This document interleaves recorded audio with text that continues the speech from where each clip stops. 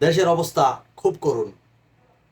বিভিন্ন পুরো দেশের মধ্যে বেশিরভাগ ক্ষেত্রে এখন বর্তমানে অনেক ক্ষেত্রেই আওয়ামী লীগ নাই বলতে চলে। বেশিরভাগ ক্ষেত্রে আওয়ামী লীগকে পিটায়া বাগায় দিছে, কিছু কিছু ক্ষেত্রে এখনো দাও পাল্টা দেওয়া চলছে। বিভিন্ন জায়গায় অগ্নিসংযোগ, এমনকি আমাদের কাপাসিয়ায় ব্যাপকভাবে।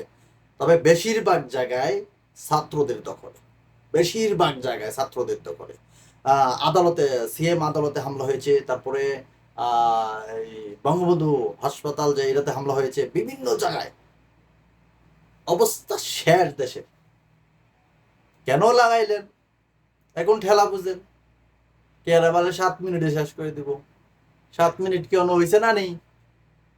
ঠেলা বুঝো, তোমরা কই হাত দিছো সবাই। চকবাজারে যারা বিশ্বাস করেন না তারা দেখবেন, নিউজে যান দেখেন। চকবাজারে কর্মচারী, তারপরে মালিক সমিতি, হারা সবাই রাস্তায়। এমনকি 47 জন বড় বড় বায়ার, যারা শিল্প কারখানা, তারাও বায়ার বলতে না, ওই যে শিল্প কারখানারিয়া, তারাও একাত্মতা প্রকাশ করছে। দেখতেন অবস্থা যে আমরা এখন, মানে এই যে আমি দেখতেছি আর ই করতেছি, যে বিভিন্ন নিউজে দেখতেছি, দেখেছে যে আমাদের কাপাসিয়ায় উত্তাল, কাপাসিয়া অবস্থা খুব করুণ। ছাত্রদের দখলে আমাদের কাপাসিয়া এখন, মানে বেশিরভাগ ক্ষেত্রে।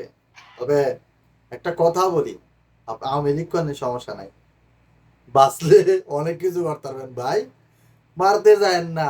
এই যে চেতাচেচ্ছে আজকের সমাজ বলে পুরো রাষ্ট্র, আপনারা কয়জনে কি করবেন? কিছু করতে পারবেন না। যখন জনতা আর পিঠটা দেয়ালে ঠেকে যায় না, তখন সে হিংস্র হয়ে দাঁড়ায়। এটাই আজকে সেই প্রমাণ। ইনশাল্লাহ জয় জনতার হবে, ইনশাল্লাহ ছাত্র সমাজের জয় হবে, সেই আশাই ব্যক্ত করছি। এই পর্যন্ত যতটুকু দেখছি সেটা আপনাদের শেয়ার করলাম।